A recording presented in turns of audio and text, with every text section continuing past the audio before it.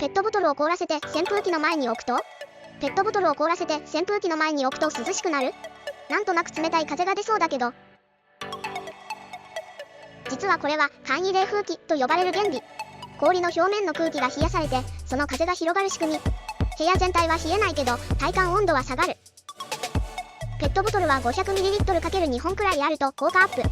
タオルを敷いて結露対策も忘れずにね。エアコンなしでもちょっと涼しくなるので試してみてね。